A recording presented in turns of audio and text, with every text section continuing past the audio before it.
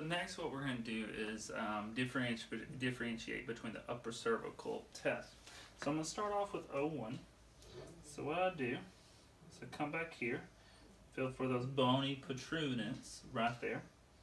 And what I'm going to do is I'm going to fall off. So we're going to test the left side. So fall off the little bony protruders there, and this should be about the C1 area. And what I want to do is kind of get over and just do a downward press like I'm going towards her eyeball, just right there. Looking for coordinate sign.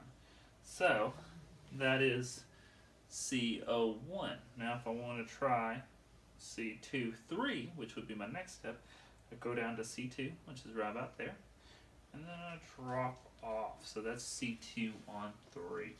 And same thing, I just do a downward pressure, assess the mobility, and most importantly, the coordinate sign. Is that your pain? Now finally, to go to 1, 2, what I want to do is stay exactly where I'm at for the 2, 3. Go ahead and lift your head up a little bit and just turn it slightly for me, just like that. About 30 degrees is what you're looking for. And same thing, doing a PA just like that. Go ahead and relax.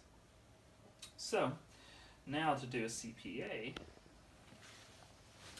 So to assess the cervical spine, what we can do is start off with CPAs all the way down. So what I go, start off on C2, just get onto the top right there and press down. And what I'm looking for is just that movement of C2.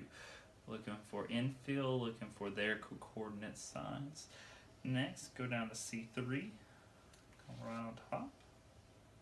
Perfect. Good. C5, and then working my way all the way down. Looking for that spinous process. Going straight P to A and going down. Now, if I want to check myself once I get done, go ahead and lift your head up for me. Good, and relax. So right there, that disappears, so that tells me that it's C6. So I can get right on top of that as well and just do a natural CP right there. Now once I get down into the thoracic spine, I'm doing a CP can get extremely uncomfortable, so that can be done 1-2 ways. The first way, so right there was C7, C2, so let's go to T3. I can take my pisiform right on T3 and then just kind of drop down and going down just like that. Now, of course, the exact way is you want to do straight P to A, but you should go around and feel for the different ones to see if you can get a little bit better feel or if that can give you their coordinate sign. Another way you can do it is going on opposite, take your fingers and go find the spinous process, go off onto the side, and then go down just like that. It's still a little uncomfortable, but you disperse the force, so it might feel a little bit better. Now, going into, I've assessed it central all the way down. Next, I would want to do a unilateral PA. So what I would do in the cervical spine is come back up to C2 and find C2, and then just roll off ever so slightly into that little gutter there, pushing the soft tissue out of my way, and then I do a straight P to A just like that. And all I should be doing is right to that area. Go down to C3, kind of assessing, see is there any difference side to side. Good. C4, oh I'm sorry, C5. And then going to C6, just right there. If I'm wanting to go into the thoracic spine, doing UPA, we'll go back where that was our C7, T1, T2. Or I can go, come on top, fingers overlaying each other, and go right just like that for the thoracic spine. Going to each vertebra, going down.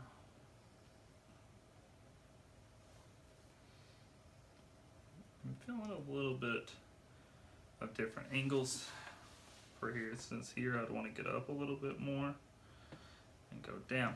Now oftentimes the question is how can you differentiate between the costotransverse or the transverse? Well, when you're pressing down like that, you really can't because you're getting movement out of both. So one way that you can kind of differentiate the two is by blocking. So if I come over here and I block the ribs from that rotation right there, I can come in and then assess a little bit of a PA, or I can come over block and come down a little bit, or come in a little bit.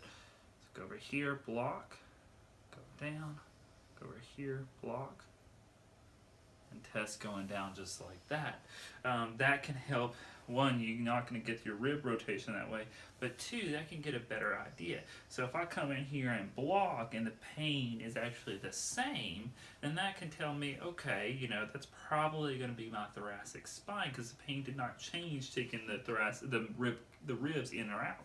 If I perform it and it gets better, that leads me to think that the ribs might be an indication of something that needs to be worked on.